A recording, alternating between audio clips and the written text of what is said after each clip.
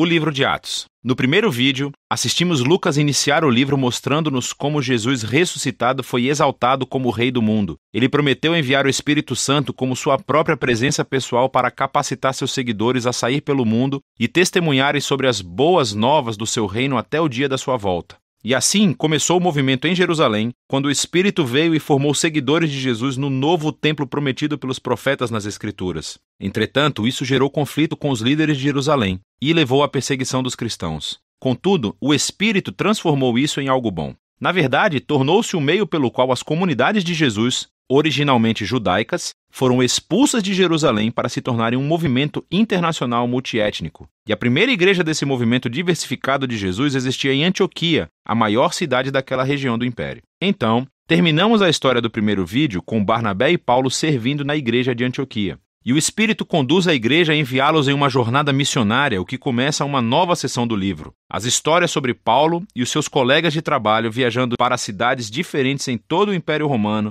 anunciando as boas novas que Jesus é rei. A primeira missão é no interior, em um lugar chamado de Ásia Menor, localizada onde hoje é a Turquia, e termina com uma reunião importante dos apóstolos de volta a Jerusalém. A segunda missão é pela Ásia Menor e em seguida pela Grécia Antiga. E por fim, a terceira missão é por todo aquele mesmo território, novamente, e isso conclui a viagem de Paulo de volta a Jerusalém. Ao reencontrar todas essas histórias, Lucas destacou um importante número de temas, repetindo-os. Primeiro, é a missão contínua a Israel. Toda vez que Paulo entra em uma nova cidade, ele sempre vai primeiro a uma sinagoga judaica para compartilhar sobre o Rei Jesus que foi ressuscitado e como ele está formando uma nova família multiétnica de Deus. Agora, mais frequentemente, muitas pessoas reconhecem Jesus como o Messias, mas algumas se opõem a Paulo. Às vezes, eles até mesmo o expulsam da cidade como um rebelde perigoso que se opõe à Torá e à tradição judaica. E essa tensão culmina após a primeira viagem, levando a uma reunião importante em Jerusalém. Paulo descobre que há alguns cristãos judeus em Antioquia, e eles alegam que, a menos que as pessoas não judias se convertam ao judaísmo através da prática da circuncisão, do Shabat e da obediência às leis de alimento kosher,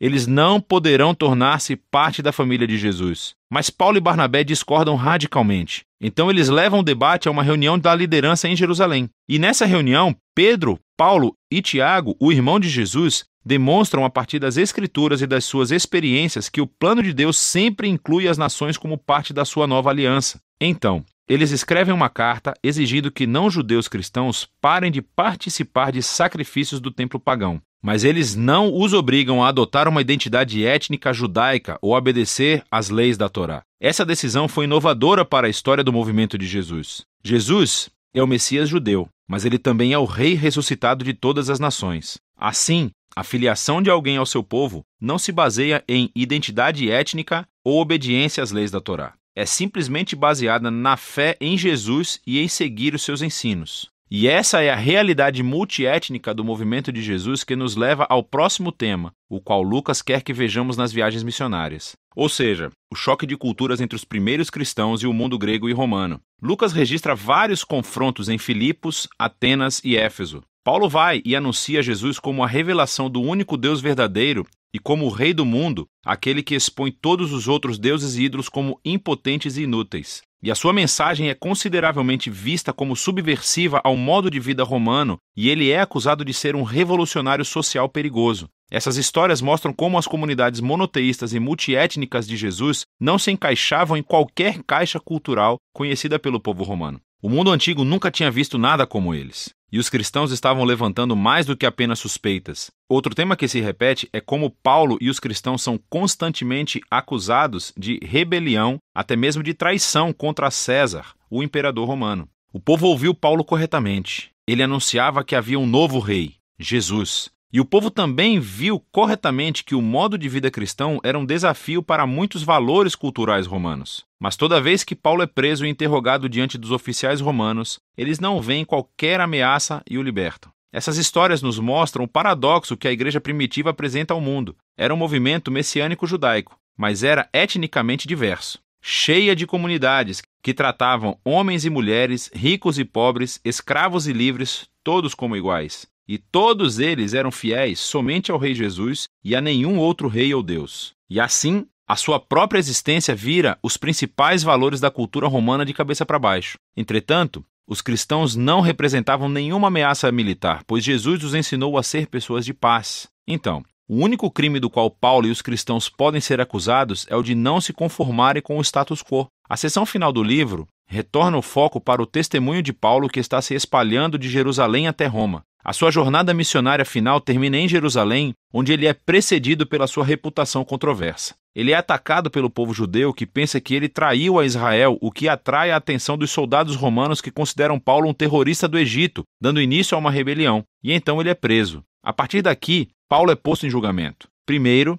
diante dos líderes judeus do Sinédrio em Jerusalém. Em seguida, diante de uma série de líderes romanos em Cesareia. Há o governador Félix, que passa Paulo para o próximo governador Festo, que eventualmente traz Paulo diante do rei Agripa. Ele acaba por ficar na prisão durante muitos anos, embora em cada julgamento as acusações feitas contra ele nunca serem convincentes. Porque tudo o que ele está fazendo é anunciar que a sua esperança na ressurreição se cumpriu no rei Jesus. E isso dificilmente é um crime. Mas, nesse ponto, a máquina legal romana não pode simplesmente ignorá-lo e assim, Paulo acaba pedindo recurso para o tribunal mais importante de Roma. Agora, seria fácil pensar que todo esse tempo de prisão estava sendo um contratempo para Paulo, porque a sua vontade era de estar na estrada, iniciando novas comunidades de Jesus. Mas o Espírito orquestra tudo nesse livro.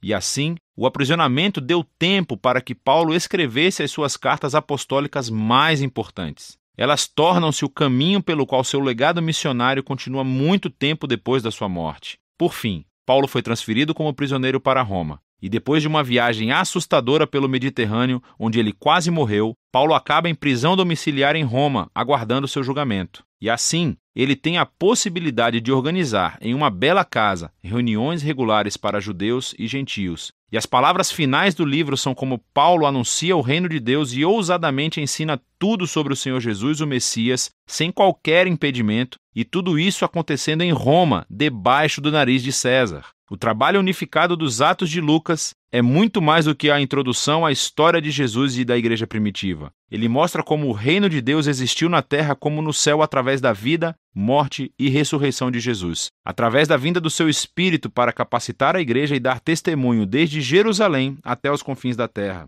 E como Lucas contou a história, ele nos deu exemplos do que é a fidelidade ao Rei Jesus. Exemplos em como compartilhar as boas novas do Rei Jesus que foi ressuscitado com palavras e ações. Significa formar diversas comunidades de Jesus, onde todo e qualquer tipo de pessoas se reúnem, onde são tratadas com igualdade, onde são fiéis ao Rei Jesus e vivem os seus ensinos. E tudo isso é feito confiando no poder e na orientação do Espírito para liderar o caminho a ser seguido. E é disso que trata o livro de Atos.